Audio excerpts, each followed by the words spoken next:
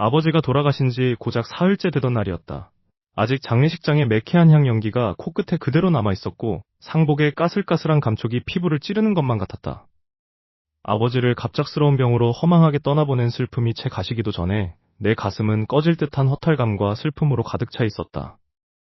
세상이 온통 무채색으로 보였고 당장이라도 눈물이 쏟아질 것 같아 입술을 지식이며 간신히 버티고 있던 참이었다. 그런데 아버지를 안치하고 돌아온 그날 저녁, 새어머니는 슬퍼하는 기색은커녕 너무나도 차분하고 냉랭한 목소리로 나를 거실로 불러냈다. 거실 테이블 위에는 이미 서류 뭉치가 잔뜩 올려져 있었다. 아버지가 평소에 아끼시던 찻잔에 차를 따르는 새어머니의 손길에는 일말의 망설임이나 떨림조차 없었다. 오히려 눈앞의 이익을 쫓는 맹수처럼 계산적이고 탐욕스러운 눈빛만이 번뜩이고 있었다. 민우야, 너도 이제 다 컸으니 솔직하게 말하마. 네 아버지가 남기신 유산 말이다. 그거 미루지 말고 이번 주 안으로 다 정리하는 게 좋겠다. 그녀의 입에서 나온 말은 내 귀를 의심케 했다. 아버지가 돌아가신 지 일주일도 안 된 이 시점에 심지어 아직 사무제도 지내지 않은 상황에서 유산 분할을 서두르자니 나는 순간 머리가 멍해졌고 손끝이 가늘게 떨려왔다. 새어머니, 아버지가 돌아가신 지 겨우 사흘째입니다. 어떻게 벌써부터 돈 이야기를 꺼내실 수가 있어요? 최소한 아버지를 보내드린 후에 이야기해도 늦지 않잖아요. 내가 억누른 목소리로 항변했지만 새어머니는 내 말을 콧방귀를 끼며 가볍게 무시했다. 오히려 얼음장처럼 차가운 미소를 지으며 나를 똑바로 쳐다보았다. 세상 일이라는 게 타이밍이 중요한 법이야. 죽은 사람은 죽은 사람이고 산 사람은 살아야 하지 않겠니? 법적인 절차나 세금 문제도 복잡한데 이런 건 하루라도 빨리 깔끔하게 도장 찍고 끝내는 게 서로한테 좋은 거야. 괜히 시간 끌어서 골치 아파질 필요 없잖아. 내 말대로 해라. 내가 알아서 공평하게 나눠줄 테니까. 새어머니는 꼼수를 부리며 내 눈을 피하려 했지만 눈앞에 돈에 눈이 멀어 허둥대는 그 속내가 내 눈에는 너무나도 투명하게 들여다보였다. 성실하고 인내심 강하게 살아오신 아버지의 삶을, 그리고 아버지를 잃은 나의 순수한 슬픔을 이런 식으로 모욕하는 그녀의 태도에 내 안에 무언가가 툭 끊어지는 기분이 들었다. 평소라면 참았을지도 모르지만 이 순간만큼은 도저히 용납할 수가 없었다. 내 안에서 강한 단호함과 정의감이 끌어올랐다. 아버지가 평생 피땀 흘려 일구신 재산을 저 탐욕스러운 여자에게 고스란히 넘겨줄 수는 없었다.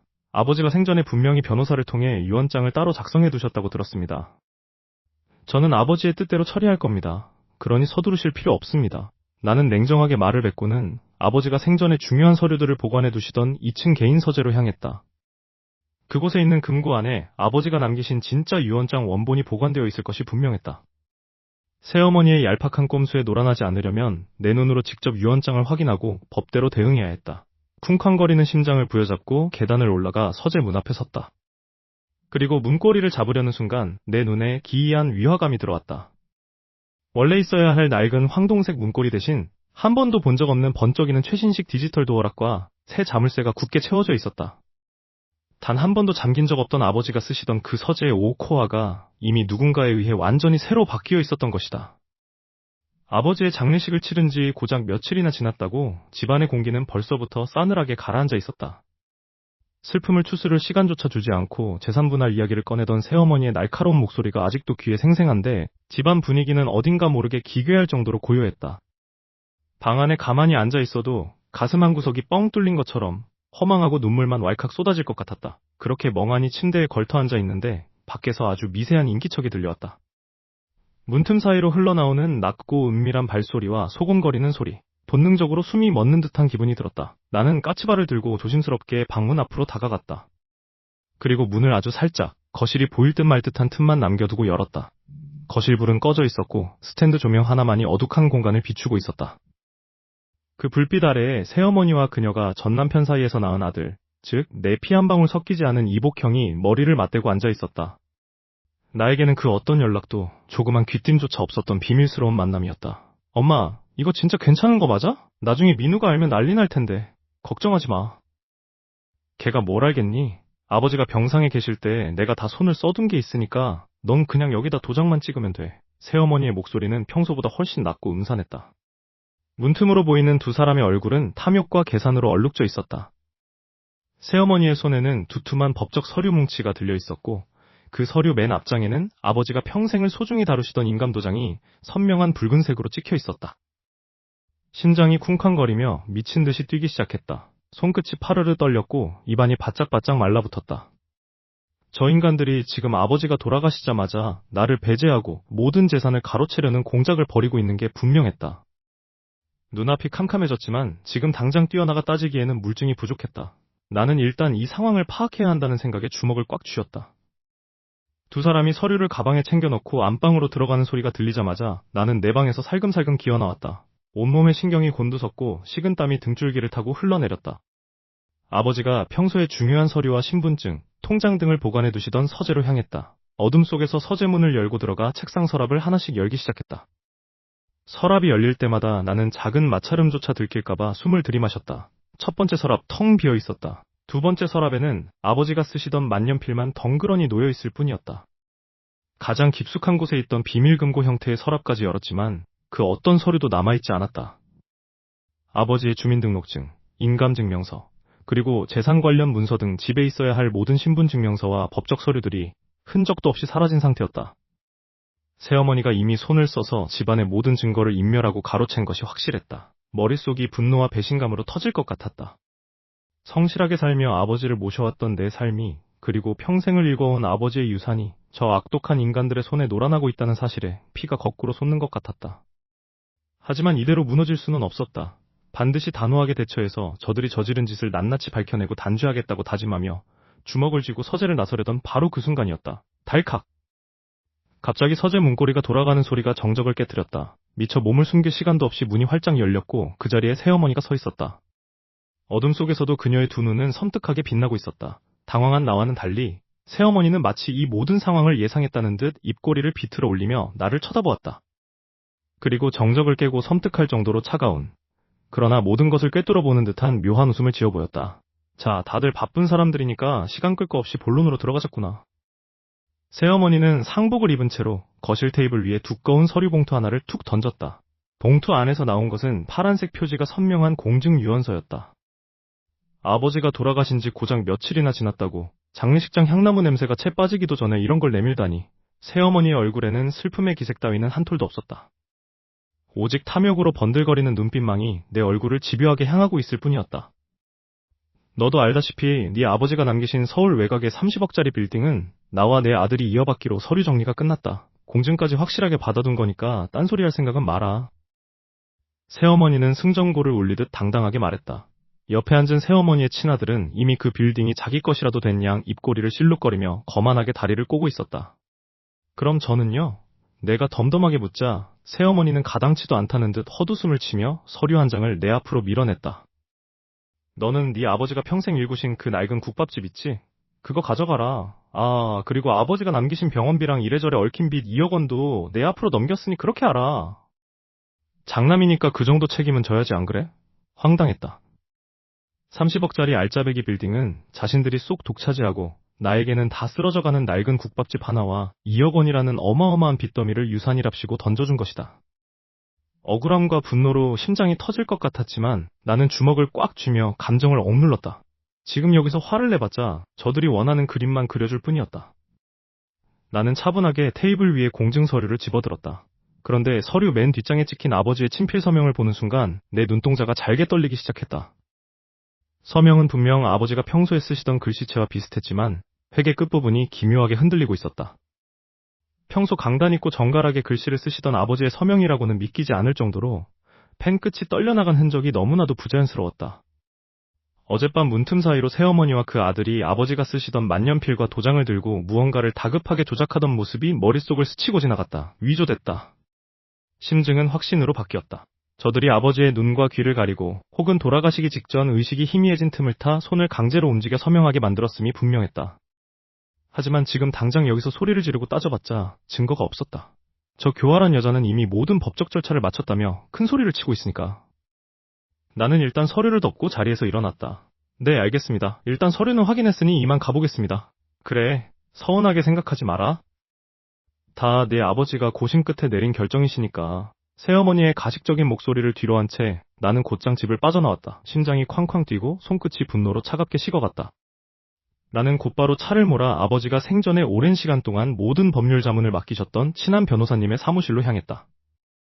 아버지는 중요한 계약이나 재산 문제가 있을 때마다 늘 그분과 상의하셨기에 만약 진짜 유언장이 존재한다면 그분이 모를 리가 없었다. 사무실에 도착해 숨을 헐떡이며 변호사님 앞에 서류 사본을 내밀었다. 아버지를 잃은 슬픔과 배신감으로 목소리가 잘 나오지 않았지만 나는 겨우 입을 열었다. 변호사님, 아버지가 돌아가시기 전에 새어머니와 공증을 받으셨다며 이 유언서를 보여주셨습니다. 서울 빌딩은 새어머니에게 가고 제게는 빚만 남겨진다는 내용입니다. 그런데 아버지 서명이 너무 이상합니다. 정말 아버지가 직접 작성하신 게 맞는지 확인해 주십시오. 내 말을 들은 변호사님은 안경을 고쳤으며 진지한 표정으로 서류를 살펴보기 시작했다. 서류를 훑어내려가는 그의 눈빛이 점점 날카롭게 가라앉았다. 한참 동안 서류를 들여다보던 변호사님의 미간이 깊게 찌푸려졌고 이내 들고 있던 서류를 책상 위에 탁 내려놓았다. 방 안에는 무거운 침묵이 흘렀다. 변호사님은 믿을 수 없다는 듯 굳어진 얼굴로 나를 바라보며 천천히 입을 열었다. 민우야, 이건 말도 안 되는 일이다. 네 아버지는 돌아가시기 전까지 나 외에 그 어떤 법무법인이나 공증사무소도 찾으신 적이 없어. 무엇보다 네 아버지는 임종 직전까지 나랑 다른 내용의 재산 분할을 논의하고 계셨단다. 내 사무실에서는 이런 공증서류를 발급한 적이 절대 없다. 변호사 사무실을 나와 집으로 돌아오는 길, 내 머릿속은 온통 아버지의 유언장에 찍힌 그 기묘한 서명뿐이었다. 아버지는 아무리 몸이 아프셔도 공적인 서류에 서명을 하실 때만큼은 그 누구보다 정갈하고 곱게 글씨를 쓰시던 분이었다. 그런데 그 유언장 속 서명은 마치 누군가 강제로 손을 붙잡고 휘두른 것처럼 끝이 지저분하게 흔들리고 있었다. 분명히 무언가 잘못되었다는 확신이 들이받았다. 나는 새어머니가 숨기고 있는 것이 단지 그 3억 원짜리 건물뿐만이 아닐 거라는 직감이 들었다. 탐욕에 눈이 먼 그 인간이라면 아버지가 남기신 다른 자산에도 분명히 손을 댔을 것이 뻔했다. 나는 곧바로 구청과 등기소를 발로 뛰며 아버지가 소유하셨던 다른 토지들과 자산들의 등기부 등본을 샅샅이 떼어보기 시작했다. 먼지가 가득한 서류철을 넘기고 모니터 화면이 뚫어져라 기록들을 대조하는 내내 손끝이 미세하게 떨려왔다. 심장이 분노로 세차게 뛰었다. 그리고 마침내 서울 외곽에 위치한 작은 임야의 등기부 등본을 확인한 순간 나는 그대로 숨을 멈출 수밖에 없었다. 그 땅은 평범한 땅이 아니었다. 아주 오래전 내가 아주 어릴 적에 돌아가신 친어머니와 아버지가 공동 명의로 구입하셨던, 내게는 친엄마의 유일한 흔적이자 소중한 추억이 깃든 땅이었다. 아버지는 늘 내게 민우야, 이 땅은 네 엄마가 너를 위해 남겨둔 거나 다름없단다라고 말씀하시곤 했다. 그런데 그 소중한 땅의 소유주가 바뀌어 있었다. 소유권 이전 날짜는 지금으로부터 불과 석 달 전, 아버지가 병세가 급격히 악화되어 중환자실에서 산소호흡기에 의지해 간신히 숨만 쉬고 계시던 바로 그 시점이었다. 증여 목적물은 다름 아닌 새어머니의 친아들, 즉 나와 피 한 방울 섞이지 않은 그 잘난 의붓동생의 이름으로 되어 있었다. 아버지가 의식이 불분명해 말씀 한마디 제대로 못하시던 그 타이밍에 친어머니의 유산이나 다름없는 땅이 아주 조직적이고 은밀하게 그쪽으로 넘어간 것이다. 명백한 불법 찬탈이자 위조였다. 어떻게 인간의 탈을 쓰고 이럴 수가 있어. 어떻게 엄마 땅까지. 분노가 머리끝까지 치밀어 올라 눈앞이 하얗게 번졌다. 주먹을 얼마나 세게 쥐었는지 손톱이 살을 파고들어 핏방울이 배어나올 것만 같았다. 새어머니와 그 아들이 거실에 모여 앉아 아버지를 비웃으며 서류를 조작하고 있었을 모습을 상상하니 온몸의 피가 거꾸로 솟구치는 기분이었다. 이 불법적인 명의 변경을 무효화하기 위해서는 당장 확실한 증거가 필요했다. 나는 등기부 등본의 뒷장으로 넘겨 이 말도 안 되는 강제증여 서류에 서명하고 공증을 도운 계약 목격자와 담당 법적 대리인의 이름을 찾아 내려갔다.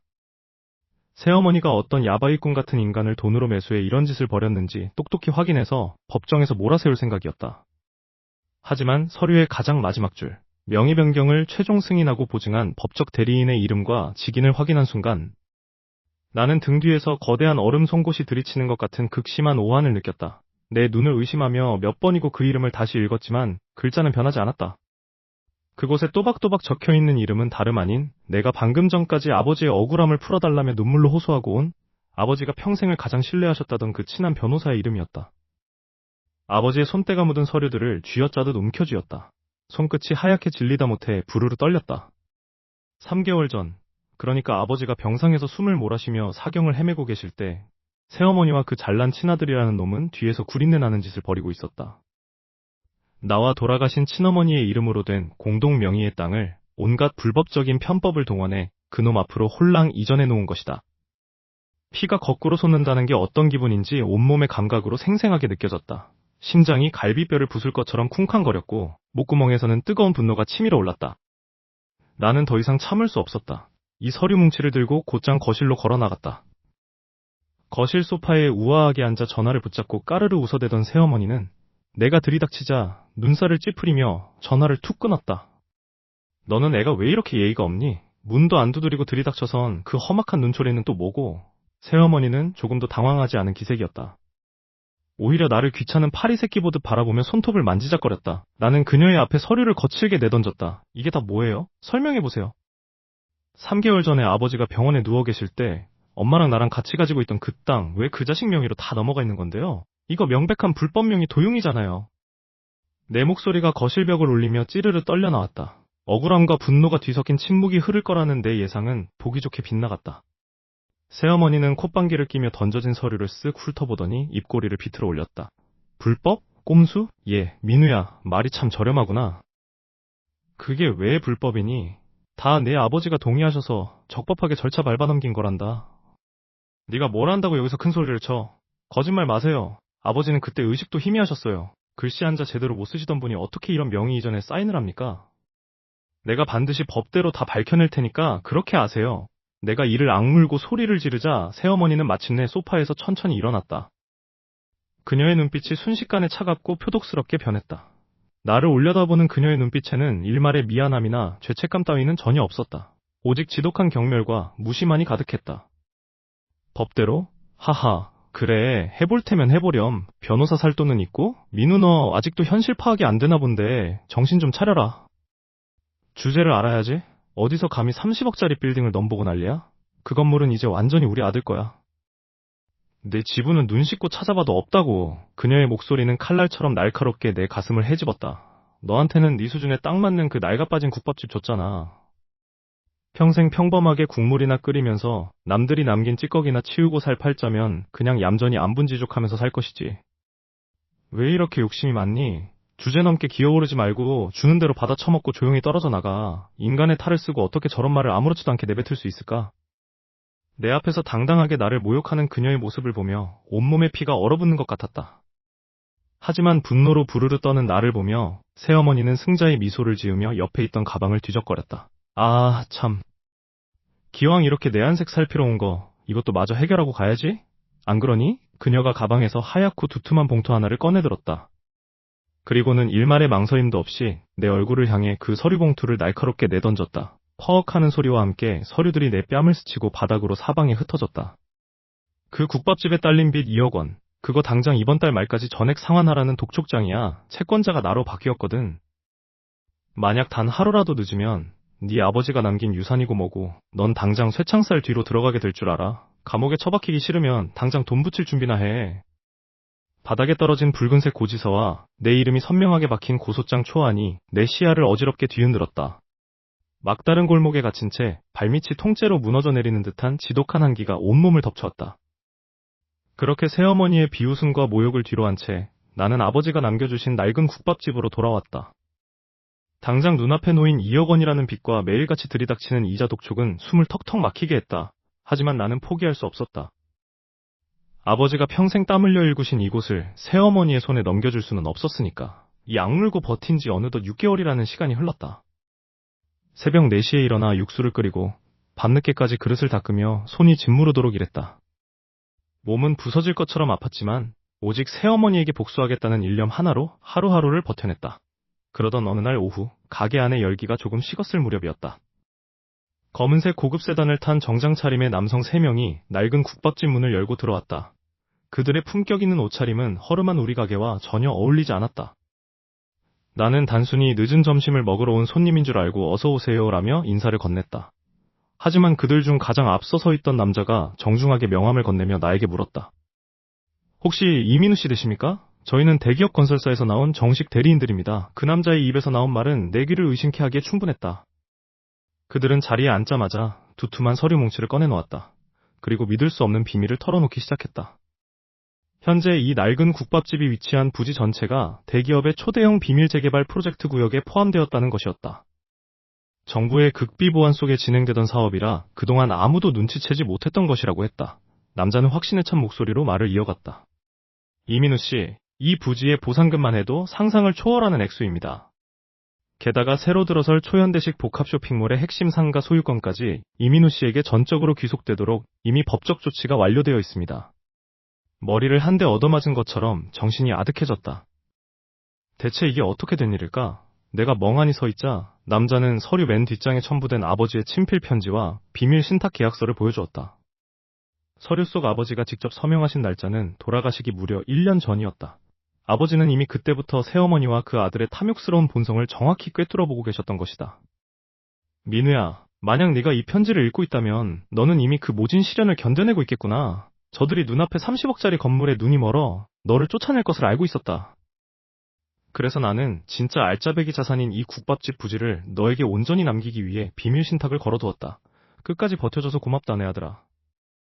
편지를 읽어내려가는 동안 눈물이 걷잡을 수 없이 쏟아졌다. 아버지는 나를 버리신 게 아니었다. 오히려 나를 지키기 위해 가장 거대하고 완벽한 판을 짜두셨던 것이다. 온몸에 소름이 돋았고 가슴 깊은 곳에서 뜨거운 감정이 끌어올랐다. 그 대기업 대리인들과의 계약을 완벽하게 마무리 짓고 도장을 찍는 순간 내 안의 모든 억울함이 씻겨 내려가는 기분이었다. 이제는 내가 그들을 무너뜨릴 차례였다. 복수의 서막이 오르는 순간이었다. 그런데 바로 그때 내 주머니 속 스마트폰이 요란하게 울려댔다.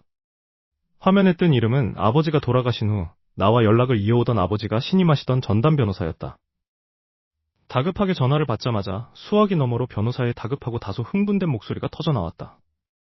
민우 씨, 지금 당장 뉴스 확인해보세요. 대박 사건이 터졌습니다. 새어머니가 가로챘던 그 30억짜리 강남 빌딩 말입니다.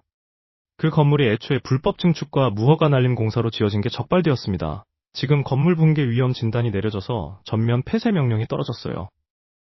게다가 불법 대출 정황까지 포착되어서 새어머니 명의의 모든 계좌와 자금줄이 완전히 동결되었다고 합니다. 지금 그쪽 집안 완전히 풍비박산 났어요. 수화기 너머로 들려오는 통쾌한 소식에 내 입꼬리가 천천히 올라갔다. 욕심에 눈이 멀어 나를 시궁창으로 밀어넣었던 새어머니와 그 아들이 이제는 자신들이 판 함정에 스스로 빠져 파멸해가고 있었다. 진정한 정의구현의 시간이 마침내 시작된 것이다. 세상이 뒤집히는 데는 그리 오랜 시간이 걸리지 않았다. 내가 국밥집 뒤편에 들어설 대기업의 거대 쇼핑몰 부지와 상상도 못할 액수의 보상금, 청천벽력 같은 소식에 얼떨떨해하고 있을 때 저 멀리 서울 변두리에 서 있던 30억짜리 빌딩은 청천벽력 같은 철거 명령을 맞이했다. 무리하게 대출을 끼고 불법 개조까지 감행했던 그 빌딩이 하루아침에 휴지 조각이 되다 못해 빚더미로 변해버린 것이다. 그리고 그 소식이 언론과 부동산 커뮤니티를 통해 퍼지자마자 들끓는 불길처럼 악취를 풍기며 몰려온 인간들이 있었다. 새어머니와 그 잘난 친정 식구들이었다. 점심 영업이 막 시작되려던 참이었다. 쾅 하고 가게 문이 부서질 듯 열리더니 머리를 산발을 한 새어머니가 앞장서고 그 뒤로 덩치 큰 외삼촌이라는 인간과 이모들이 줄줄이 들이닥쳤다. 가게 안에서 식사를 준비하던 손님들과 이모님들이 깜짝 놀라 숟가락을 멈췄다. 이 천하의 호로 자식아, 니놈이 우리를 속여? 감히 내가 인간 탈을 쓰고 그럴 수가 있어? 새어머니는 가게 한복판에 대고 다짜고짜 고함을 지르며 내 멱살을 잡으려 들었다.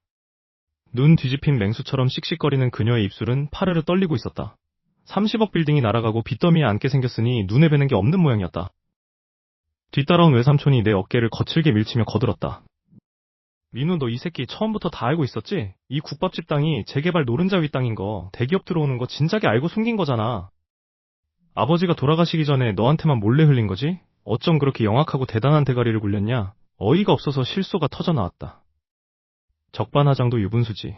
아버지가 돌아가시자마자 장례식장에서부터 날 쫓아내지 못해 안달복달하며 위조된 유언장으로 30억짜리 빌딩을 독차지했던 게 누구였던가? 나한테는 2억이라는 빚과 다 쓰러져가는 국밥집 하나 툭 던져주며 비참하게 살라고 비웃던 인간들이 이제 와서 내게 탐욕스럽다며 손가락질을 해대고 있었다. 무슨 말씀들을 하시는 겁니까? 여긴 제 가게고 아버지가 제게 남겨주신 유일한 유산입니다. 당신들이 유언장까지 조작해서 그 빌딩 가져갈 때는 언제고 이제 와서 왜 여기서 행패산매경이신데요? 내가 차분하지만 단호하게 목소리를 높이자 새어머니는 갑자기 바닥에 털썩 주저앉아 대성통곡을 하기 시작했다. 연기력이 가히 여우주연상 감이었다. 아이고, 동네 사람들 이것 좀 보소. 이 불효자 놈이 지 애비 죽자마자 새엄마랑 동생을 길바닥에 나앉게 만들려고 작정을 했습니다. 지 혼자 그 수십억, 수백억 대기업 보상금 다 처먹으려고 친부모 같은 나를 속이고 멸시했어요. 이 악독한 놈이 우리를 사지로 몰아넣었다고요. 그녀의 악다구니에 지나가던 행인들까지 국밥집 유리창 너머로 수군거리며 몰려들기 시작했다. 억울함과 분노가 가슴 깊은 곳에서부터 뜨겁게 치밀어 올랐다. 주먹을 꽉 쥐고 손톱이 살을 파고들 때까지 참으려 했지만 그들의 뻔뻔함은 내 상상을 초월했다. 외삼촌이라는 인간이 비열한 미소를 지으며 자신의 스마트폰을 꺼내들고 내 코앞에 들이밀기 전까지는 말이다. 너 우리가 그냥 맨손으로 온 줄 알지? 내가 아무리 발뺌해도 세상 사람들은 누구 말을 믿을까? 그가 화면을 톡톡 두드리자 스피커를 통해 낯익은 목소리가 흘러나왔다. 6개월 전 내가 비밀리에 이루어진 불법 증여 사실을 알고 새어머니와 독대하며 따졌던 그날의 음성이었다. 하지만 그 영상은 교묘하게 앞뒤가 전부 잘려나가 있었다. 내가 분노에 차서 그 땅도 빌딩도 다 내 겁니다. 당신들은 단 한 푼도 가져갈 자격 없어. 다 길바닥으로 쫓아내버릴 테니까. 라고 고함치는 부분만 악마의 편집으로 짜깁기 된 상태였다. 이거 지금 당장 인터넷 커뮤니티랑 지역 기자들한테 뿌릴 거다. 대기업 보상금 노리고 새엄마랑 동생 협박해서 재산 독차지한 천하의 불효자 새끼로 만들어줄 테니까 어디 한번 버텨봐. 이 국밥집이 앞으로 장사가 잘 될지 아니면 불매운동 맞고 망할지 아주 기대가 되는구나. 새어머니는 바닥에서 눈물을 쓱 닦으며 조소 섞인 눈빛으로 나를 올려다보았다. 순식간에 내 모든 땀방울이 서린 국밥집과 내 명예가 벼랑 끝으로 내몰리는 순간이었다. 법원 조정실에 무겁고 차가운 공기가 온몸을 짓누르는 것 같았다. 하지만 내 심장은 그 어느 때보다 차분하고 단단하게 뛰고 있었다. 테이블 맞은편에 앉은 새어머니는 겉으로는 당당한 척 목을 꼿꼿이 세우고 있었지만 눈동자는 사정없이 흔들리고 있었다. 어떻게든 이 판을 뒤집어 보겠다는 그 탐욕스러운 욕망이 내 눈에는 너무나도 투명하게 보였다. 새어머니의 변호사가 먼저 거드름을 피우며 온갖 가짜 서류들을 테이블 위에 툭툭 내려놓았다. 재개발 정보가 사전에 유출되었을 가능성이 큽니다. 고인이 되신 아버님께서 살아생전에 이 국밥집 부지의 실제 가치를 제대로 인지하지 못하신 상태에서 작성된 유언장입니다. 게다가 민우 씨가 아버님을 속이고 부당한 이득을 취하려 한 정황이 있으니 이 국밥집 땅에 대한 권리는 유족 전체에게 다시 공평하게 분배되어야 마땅합니다. 변호사의 뻔뻔한 궤변에 새어머니는 기다렸다는 듯이 손수건으로 눈가를 찍어 누르며 눈물 연기를 시작했다. 아이고 여보, 하늘에서 보고 계시나요? 우리가 평생 피땀 흘려 일군 재산을 저 불효자식이 혼자 다 가로채려고 해요. 지 아비가 죽기 전부터 다 계획하고 우리를 속인 거라고요, 판사님. 제발 억울한 이 어미의 눈물을 닦아주세요. 조정실 안에 가득 찬 그 가식적인 울음소리가 역겨웠다. 옛날에 나였다면 당황해서 어버버하거나 억울함에 눈물부터 흘렸을 것이다. 하지만 지난 6년스 동안 국밥집에서 밤낮으로 일하며 온갖 수모를 견뎌낸 나는 이제 완전히 다른 사람이 되어 있었다. 나는 피식 웃음을 터뜨리며 천천히 자리에서 일어났다. 그리고 준비해온 두꺼운 서류 뭉치를 판사석과 상대방 테이블 위에 정확히 내려놓았다. 연기는 그쯤 하시는 게 좋을 겁니다, 새어머니. 내 단호하고 서늘한 목소리에 새어머니의 울음소리가 뚝 그쳤다. 이 서류들은 아버지가 돌아가시기 전 3months 전부터 새어머니와 그쪽 아드님이 아버지가 남기신 공동명의의 토지를 불법으로 편취하고 이중계약을 맺은 증거자료입니다. 그리고 여기 아버님이 생전에 작성하셨던 진짜 자필 유서와 금융거래 내역도 있습니다. 아버지는 이미 당신들이 뒤에서 무슨 짓을 꾸미고 있는지 전부 알고 계셨어요. 그래서 저를 지키기 위해 일부러 이 국밥집을 제게 남기신 겁니다. 진짜 사기꾼이 누구인지 이 깨끗한 금융기록과 통화 녹취록이 전부 증명해 줄 겁니다. 내가 제시한 결정적인 증거 서류들을 확인한 상대방 변호사의 얼굴이 순식간에 흑빛으로 변했다. 새어머니는 서류를 미친 듯이 뒤적거리더니 손을 부르르 떨며 나를 매섭게 노려보았다. 이게 무슨... 말도 안 돼. 네가 감히 어디서 이런 조작된 서류를 들고 와서 큰 소리야? 새어머니는 소리를 지르며 발악했지만 이미 승패는 결정 나 있었다. 판사의 시선은 차갑게 식어 있었고 법적 처벌을 피할 수 없다는 것을 직감한 새어머니의 변호사는 슬그머니 고개를 숙였다. 법원 조정실 안에는 오직 새어머니의 거친 숨소리만이 가득했다. 그때였다. 벼랑 끝에 몰린 새어머니의 눈빛이 광기로 번뜩이더니 갑자기 자리에서 벌떡 일어났다. 그러고는 변호사가 말릴 틈도 없이 테이블을 돌아서 내 앞으로 달려왔다. 쿵 하는 소리와 함께 새어머니가 내 구두발치 앞에 그대로 무릎을 꿇었다. 방금 전까지 서슬 펄었던 기세는 어디로 갔는지 새어머니는 내 바지가랑이를 양손으로 움켜잡고 처절하게 통곡하기 시작했다. 민우야, 내가 잘못했다. 내가 다 잘못했어. 그러니까 제발 내 아들 좀 살려다오. 그 애가 지금 사채업자들한테 쫓겨서 어디 숨어있는지도 몰라.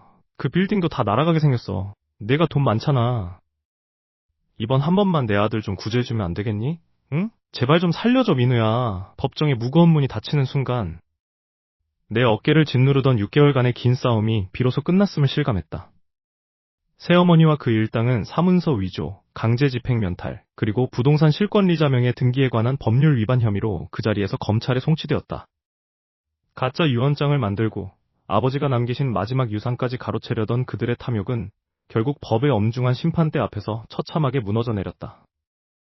건물 철거 명령과 함께 전 재산이 압류될 위기에 처한 그들에게 남은 것은 오직 파멸과 막대한 빚더미뿐이었다. 몇 주 뒤 낡은 벽돌 국밥집의 빛바랜 미닫이 문이 요란한 소리를 내며 열렸다. 고개를 들어보니 불과 얼마 전까지 오만방자하게 소리를 지르던 새어머니가 서 있었다. 초췌하다 못해 뼈만 남은 모습에 한때 그토록 화려하던 옷차림은 온데간데 없이 구겨진 옷가지가 그녀의 처지를 대변하고 있었다.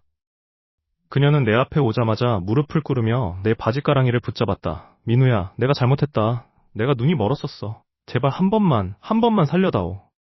그 빌딩도 다 날아가고 우리 아들까지 길거리로 나앉게 생겼어. 네 아버지를 봐서라도 이번 한 번만 소송을 취하해주면 안 되겠니? 응? 눈물과 콧물로 범벅이 된 채 애원하는 그녀의 목소리에는 진심 어린 반성이 아닌 당장 눈앞의 파산을 피하려는 비열한 계산만이 가득했다. 예전의 나였다면 마음이 약해졌을지도 모른다. 하지만 아버지가 돌아가시자마자 상주인 나를 밀쳐내고 도장을 훔치던 모습, 나에게 2억 원의 빚과 이 낡은 가게를 떠넘기며 비웃던 그녀의 냉혹한 얼굴이 뇌리를 스쳤다. 나는 그녀의 손을 차갑게 뿌리치며 나직하지만 단호한 어조로 말했다. 이제 와서 아버지 이름을 입에 올리지 마세요. 아버지가 제게 남겨주신 건 이 낡은 국밥집이 아니라 정의는 반드시 승리한다는 믿음이었습니다. 당신들이 저지른 죄의 대가는 법대로 치르시면 됩니다. 다시는 여기 찾아오지 마세요. 내 단호한 태도에 새어머니는 넋이 나간 듯 바닥에 주저앉아 멍하니 나를 바라보았다. 나는 더 이상 그녀를 쳐다보지도 않은 채 가게 문을 열고 밖으로 걸어 나왔다. 밖으로 나오자 쌀쌀하지만 맑은 바람이 내 뺨을 스쳤다. 하늘을 올려다보았다. 구름 한 점 없이 푸른 하늘 너머로 인자하게 웃고 계실 아버지의 얼굴이 떠올랐다. 아버지는 모든 것을 알고 계셨던 거다. 새어머니의 탐욕으로부터 나를 지키기 위해, 그리고 진정한 유산이 무엇인지를 깨닫게 하기 위해 이 낡은 벽돌집을 내게 선물하신 것이었다. 아버지, 저 드디어 약속을 지켰어요. 아버지가 평생 일구신 것들, 이제 제가 온전히 지켜나갈게요. 가슴 깊은 곳에서 뜨거운 무언가가 울컥 치밀어 올랐지만 나는 눈물을 삼키며 미소를 지었다. 이제 이 자리에 거대한 쇼핑몰이 들어서고 나는 새로운 시작을 맞이하게 될 것이다. 공의는 실현되었고 내 앞날에는 오직 승리와 번창만이 남아있는 것처럼 보였다. 그때 내 주머니 속의 휴대폰이 거세게 진동했다. 화면에는 법정에서 나를 도와주었던 변호사의 이름이 떠 있었다. 가벼운 마음으로 통화 버튼을 눌러 귀에 댔다. 네, 변호사님. 다 끝났는데 무슨 일이신가요? 그러나 수화기 너머로 들려오는 변호사의 목소리는 다급함을 넘어 깊은 공포에 질려 있었다. 민우씨, 지금 당장 몸을 숨기세요. 방금 구치소로 이송 중이던 새어머니의 친아들이 호송차를 탈취해 도주했다는 연락을 받았습니다. 그런데 그 녀석이 도망치기 직전 교도관의 무기를 빼앗으며 민우씨의 이름을 부르짖었다고 합니다. 지금 그놈이 다니던 사채 조직의 차량이 국밥집 근처 외곽도로에서 포착되었습니다. 당장 피해야... 쾅! 변호사의 말이 채 끝나기도 전에 저 멀리 골목 끝에서 굉음을 내며 돌진해오는 검은색 승용차의 헤드라이트가 내 눈을 강렬하게 찌그룹했다. 시속 100km는 좋게 넘어 보이는 속도로 차량은 한치의 망설임도 없이 정확히 내가 서 있는 곳을 향해 돌진해오고 있었다. 운전석 창문 너머로 미친 듯이 이를 갈며 운전대를 잡고 있는 새어머니의 아들. 그의 살기 가득한 눈빛과 내가 마주친 것은 정확히 1초 뒤였다.